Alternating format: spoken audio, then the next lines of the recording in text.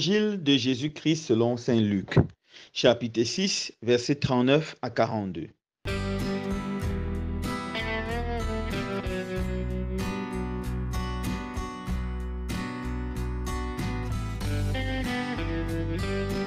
En ce temps-là, Jésus disait à ses disciples en parabole: un aveugle peut-il guider un autre aveugle?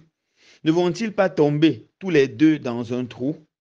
Le disciple n'est pas au-dessus du maître, mais une fois bien formé, chacun sera comme son maître. Qu'as-tu à regarder la paille dans l'œil de ton frère, alors que la poutre qui est dans ton œil à toi, tu ne la remarques pas? Comment peux-tu dire à ton frère: frère, laisse-moi enlever la paille qui est dans ton œil, alors que toi-même ne vois pas la poutre qui est dans le tien?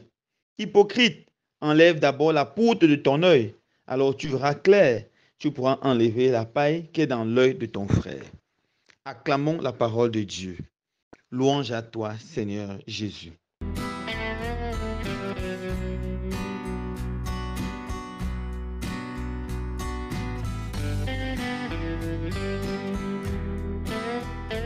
Frères et sœurs bien-aimés, dans l'évangile de ce jour, Jésus nous interpelle. Attention, attention à l'hypocrisie qui se manifeste de plusieurs manières. Aujourd'hui, il souligne une façon particulière par laquelle l'hypocrisie se manifeste. C'est cette habilité à voir le mal partout, partout, partout, sauf en nous-mêmes. Cette facilité à critiquer tous nos frères et sœurs, nos amis, parents, collègues de service, patrons, et à croire que nous sommes les meilleurs, les plus parfaits, les saints. Jésus dit attention, attention. Et je pense que Jésus a vraiment raison, car que c'est désagréable de vivre avec quelqu'un qui ne connaît que voir le mal partout et qui ne connaît que critiquer.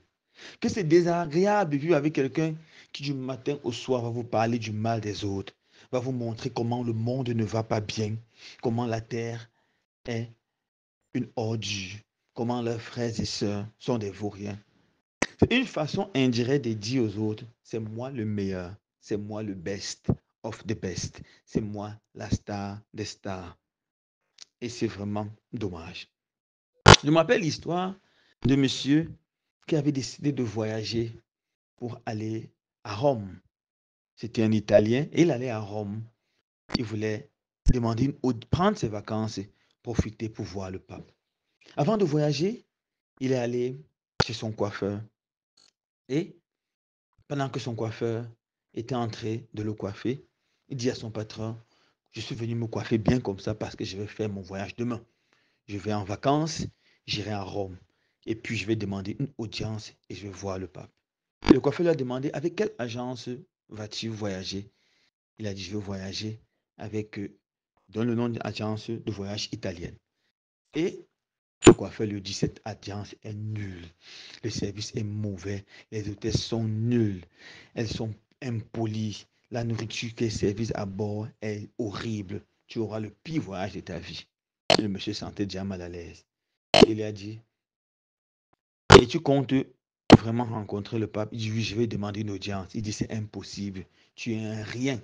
Un homme comme toi ne peut jamais rencontrer le pape. Oublie. Tu n'auras même pas la chance d'arriver dans la place Saint-Pierre. Il a tellement découragé ce monsieur. Normalement, le monsieur a voyagé. Il est allé.